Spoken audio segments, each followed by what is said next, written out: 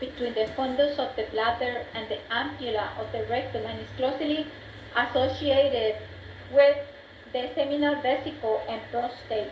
In females, the rectum is related anteriorly to the vagina and is separated from its posterior fornix and the cervix by the recto-uterine pouch. Inferior to this pouch, the weak recto-vaginal septum separates the superior half of the posterior wall of the vagina from the rectum. The arterial supply of the rectum, the superior rectal artery, the continuation of the inferior mesenteric artery supplies the proximal part of the rectum. The two middle rectal arteries usually arise from the inferior vesical arteries supply the middle and inferior parts of the rectum, and the inferior rectal arteries arising from the internal pudendal arteries supply the anorectal junctions and anal canal. The venous and lymphatic drainage of the rectum. Blood from the rectum drains through the superior, middle, and inferior rectal veins. Anastomosis occurs between the portal and systemic vein in the wall of the anal canal because the superior rectal vein drains into the portal venous system and the middle and inferior rectal vein drain into the systemic system. These anastomoses are an important area of portocaval anastomosis. The submucosal rectal venous plexus surrounds the rectum and communicates with the vesical venous plexus in males and the uterovaginal venous plexus in females. The rectal venous plexus consists of two parts. The internal rectal venous plexus just dips to the mucosa of the anorectal junction and the subcutaneous external rectal venous plexus, external to the muscular wall of the rectum. Lymphatic vessels from the superior half of the rectum ascends along the superior rectal vessel to the pararectal lymph nodes. They then pass to lymph nodes in the inferior part of the mesentery of the sigmoid colon and from them to the inferior mesenteric and lumbar lymph nodes. Lymphatic vessels from the inferior half of the rectum ascends with the middle rectal arteries and drain into the internal iliac lymph nodes. Innervation of the rectum. The nerve supply to the rectum is from the sympathetic and parasympathetic systems. The rectum derives its parasympathetic supply from the lumbar part of the sympathetic trunk and the superior hypogastric plexus through plexuses on the branches of the inferior mesenteric artery. The parasympathetic supply derives from the pelvic splanchnic nerves. Fibers pass from these nerves to the left and right inferior hypogastric plexus to supply the rectum. Visceral afferent and sensory fibers also join these plexuses and reach the spinal cord through the pelvic splanchnic nerves. Take a look in your atlas. The arteries and veins of the rectum and anal canal. At the same time, take a look at the lymphatic drainage and innervation of the rectum and anal canal. The perineum refers to both an external surface area and a shallow compartment of the body. The perineal compartment lies inferior to the pelvic outlet and is separated from the pelvic cavity by the pelvic diaphragm, which is formed by the elevator ani and coccygis muscles and has also fibrous boundaries. In the anatomical position, the perineum is the narrow region between the proximal part of the thigh. However, when the lower limbs are abducted, the perineum is a diamond-shaped area extending from the mons pubis anteriorly, the medial surface, which is also known inside of the thigh laterally, and the gluteal folds and upper end of the intergluteal, which is the navel cleft posteriorly. Sometimes some people, like some doctors, right, especially the one who practice obstetrics, apply apply this term, which is known as perineum, as something more restricted region. Therefore, the area between the vagina and anus, the osteofibrous structures marking the boundaries of the perineal compartments are going to be considered. The pubic symphysis anteriorly, the inferior pubic rami and ischial rami anterolaterally, the ischial tuberosities laterally, the sacrotuberous ligament posterolaterally, and the inferior most sacrum and coccyx. A transverse line joining the anterior ends of the ischial tuberosity divides the perineum into two triangles. The anal triangle containing the anus is posterior to its line. The urogenital triangle containing the root of the scrotum and penis in males, or the external genitalia in females, is anterior to this line. The midpoint of the line joining the ischial tuberosities is the central point of the perineum overlying the perineal body. The attachment for the perineal muscles, a thin sheet of deep fascia, the perineal membrane, stretches between the two sides of the pubic arch and covers the anterior form of the pelvic outlet. Immediately superior to the perineal membrane, on its superior surface, the deep transverse perineal muscles runs transversely along the posterior aspect of the perineal membrane. Above the center of the perineal membrane, the external urethral sphincter surrounds the urethra. The perineal body is an irregular fibromuscular mass located in the median plane between the anal canal of the perineal membrane. The perineal body contains collagenous and elastic fibers in both skeletal and smooth muscle. The perineal body is the site of convergence of several muscles. The bulbus spongiosum, the external anal sphincter, the superficial and deep transverse perineal muscles. The perineal body lies deep to the skin and subcutaneous tissue, posterior to the vestibule of the vagina or bulb of the penis, and anterior to the anus and anal canal. The perineal body attaches to the posterior border of the perineal membrane that lies between the external genitalia and the deep perineal pouch or space. The perineal body is variable in size and consistency, with relatively light fat deep to the overlying skin.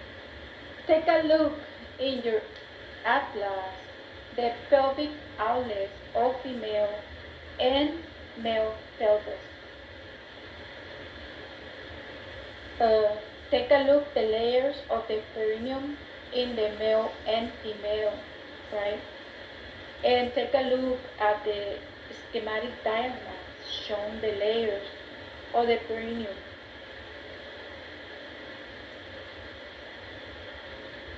Perineal fascia consists of superficial and deep layers. The subcutaneous tissue of the perineum or superficial perineal fascia, like that of the lower anterior abdominal wall, consists of a fatty superficial layer and a membranous deep layer. In females, the fatty superficial layer continues anteriorly into the labia majora, and from them into the mons pubis and the fatty superficial layer of the abdomen. In males, the fatty superficial layer is greatly diminished in the urogenital triangle, being replaced altogether in the penis and scrotum with smooth muscle. It is continuous between the scrotum and thighs with the subcutaneous tissue of the abdomen and posteriorly with a similar layer in the anal region.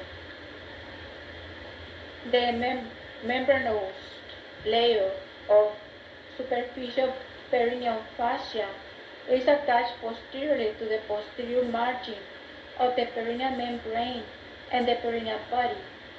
Laterally, it is attached to the fascia lata, which is considered deep fascia, of the uppermost medial aspects of the thigh. Anteriorly, the membranous layer of superficial perineal fascia is continuous with the dartos fascia in the scrotum. However, on each side of and anterior to the scrotum, the membranous layer becomes continuous with the membranous layer of the abdomen. In females, the membranous layer passes superior to the fatty layer forming the labia majora and becomes continuous with the membranous layer of subcutaneous fascia of the abdomen. The deep perineal fascia immediately invests the ischiocavernosus, bulbus spongiosus, and superficial transverse perineal muscles. It is also attached laterally to the ischiopubic ramus, superior to the attachment of the membranous layer of superficial perineal fascia. Anteriorly, it is fused to the suspensory ligament of the penis and is continuous with the deep fascia covering the external oblique muscle of the abdomen and the rectus sheath. The deep perineal fascia is fused with the suspensory ligament of the clitoris in females and the deep fascia of the abdomen as in males. The superficial perineal pouch is a potential space between the membranous layer of the subcutaneous tissue and the perineal membrane. In males, the superficial perineal pouch contains the root, which is the bulb and crura of the penis, and the muscle associated with it, ischiocavernosus and bulbus spongiosus, proximal part of the spongy urethra.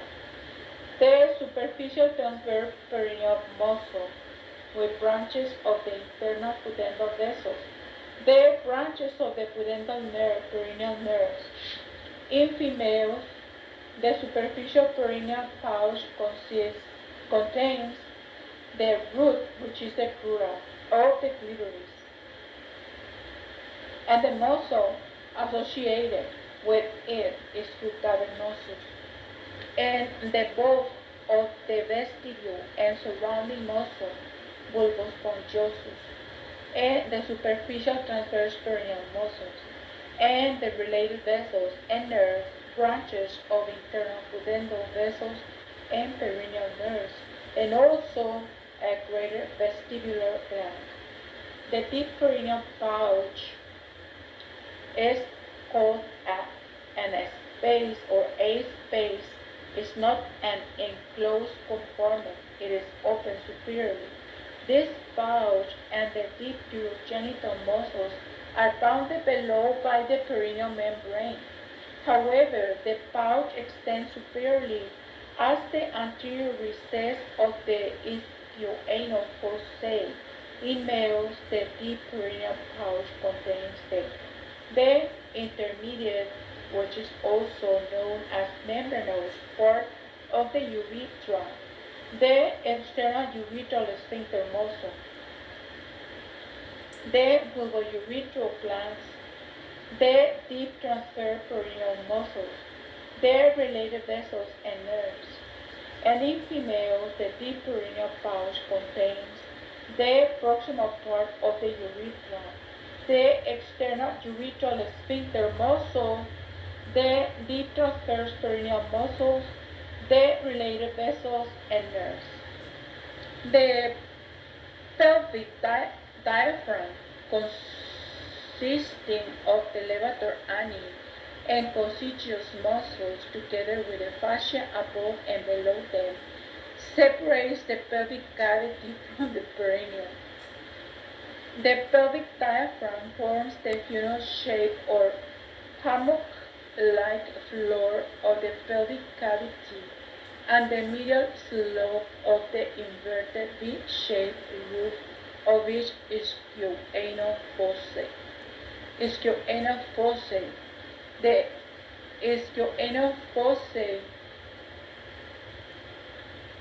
around the wall of the anal canal are large fascia-lined, wedge-shaped spaces between the skin of the anal region and the pelvic diaphragm.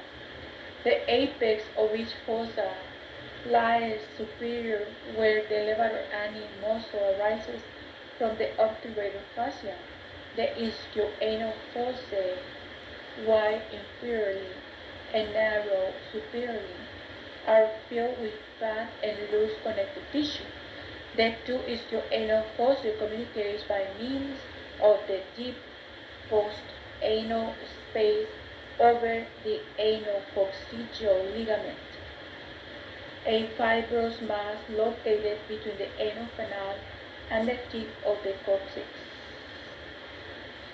Then each ischioanal fossa is bounded bilaterally by the ischium and the inferior part of the obturator internus, covered with obturator fascia, medially by the anal canal to which the levator ani descends and which the external anal sphincter surrounds, and by posteriorly by the sacrotuberous ligament and gluteus maximus, and anteriorly by the external urethral sphincter and deep transverse perineal muscle and their fascia. This part of the fossae superior to the perineal membrane are known as the anterior recesses of the ischioanal fossae. The ischioanal fossae are traversed by tough fibrous bands and filled with fat, forming the fat bodies of the ischioanal fossae. These fat bodies support the anal canal, but they are readily displaced to permit expansion of the anal canal during the passage of feces. The lateral walls of the ischioanal fossae contains the internal pudendal vessels and the pudendal nerves. Posteriorly, those vessels and the nerves give rise to the inferior rectal vessels and nerves, respectively, which cross the ischioanal fossae and become superficial as they supply the external anal sphincter and the perianal skin. Two other cutaneous nerves, the perforating branch of S2 and S3, and the perineal branch of S4 nerve also pass through the ischioanal fossa.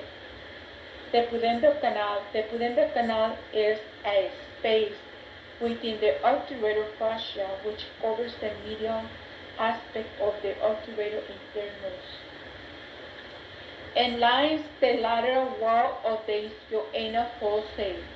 The internal pudendal artery and vein, the pudendal nerve, and the nerve to the arterial internus innervates a canal at the lesser sciatic notch, inferior to the ischial spine. The pudendal nerve supplies most of the innervation to the perineum toward the distal end of the pudendal canal.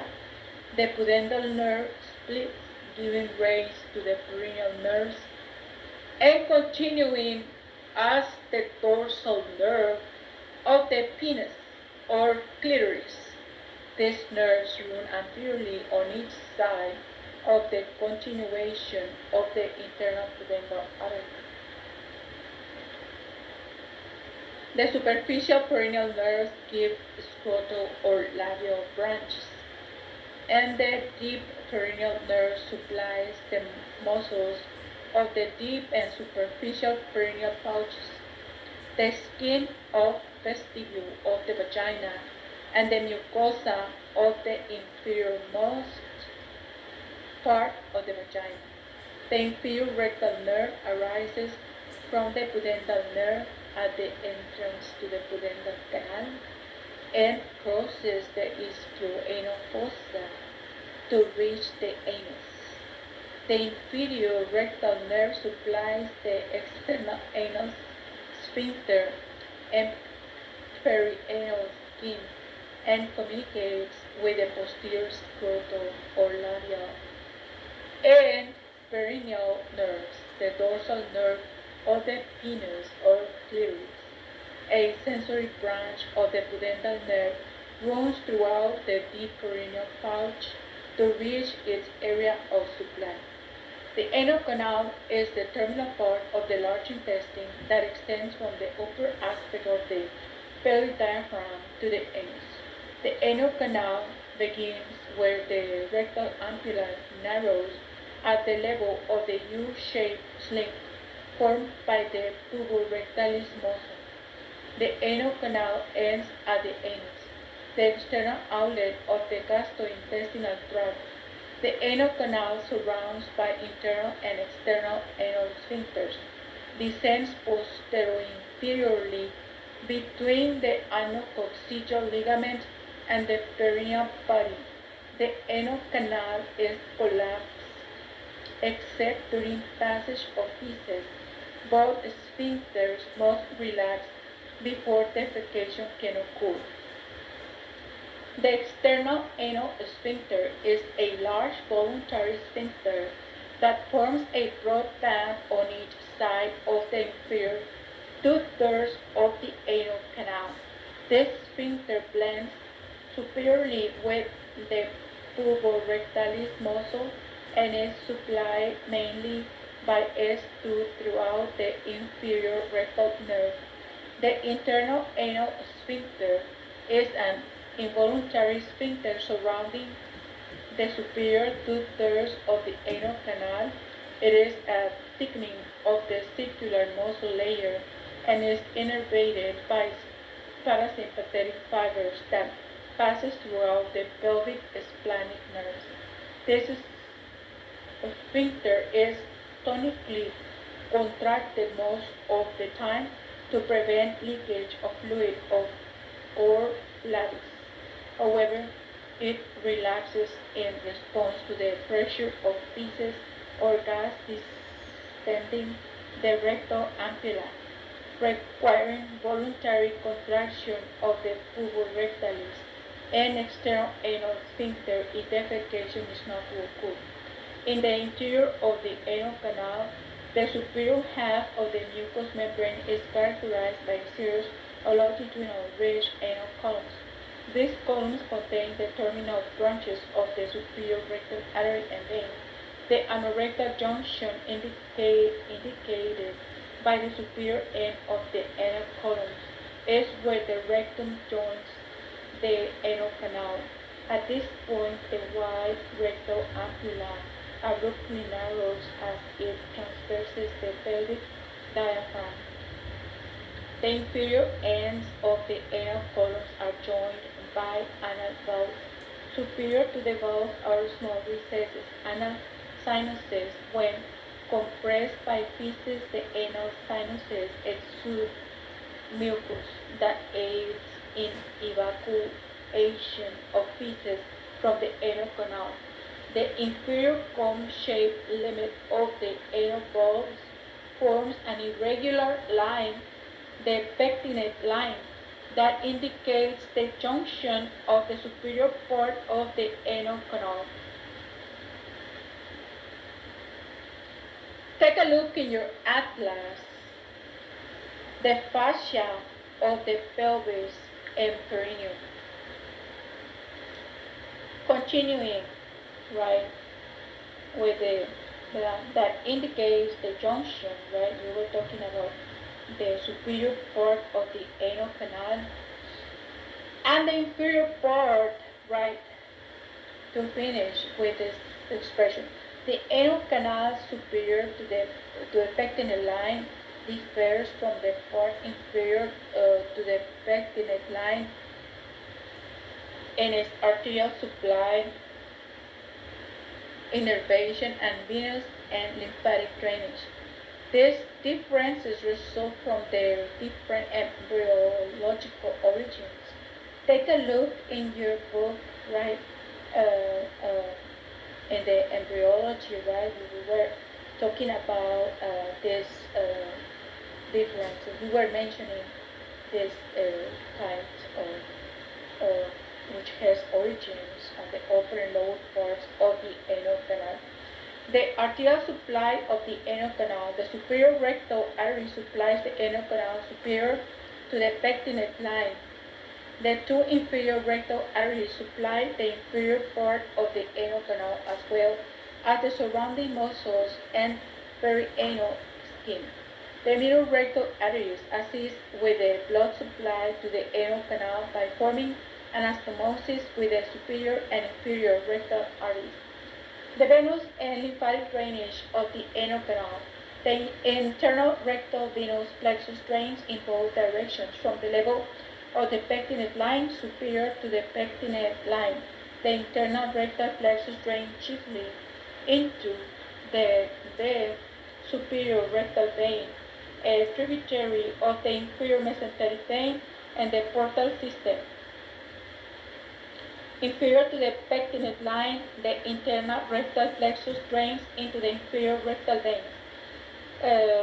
Tributaries of the caval venous system around the margin of the external anal sphincter. The middle rectal veins, tributaries of the internal iliac veins, mainly drain the muscularis externa of the ampulla and for anastomosis with the superior and inferior rectal vein. Superior to the pectinate line, the lymphatic vessels drain into the internal iliac lymph nodes and throughout them into the common iliac and lumbar lymph nodes. Inferior to the pectinate line, the lymphatic vessels drain into the superficial inguinal lymph nodes. The innervation of the anal canal, the nerve supply to the anal canal superior to the pectinate line is visceral innervation from the inferior hypogastric plexus, which is sympathetic and parasympathetic fibers. The superior part of the anal canal is sensitive only to a stretching. The nerve supply of the anal canal inferior to the pectinate line is somatic innervation derived from the inferior anal, which is also rectal nerves, branches of the pudendal nerve. Therefore, this part of the anal canal is sensitive to pain, touch, and temperature. Take a look at the posterior view of rectum, the pudendal canal, the anal canal. And take a look in your atlas, the diaphragm of the pudendal nerves. The male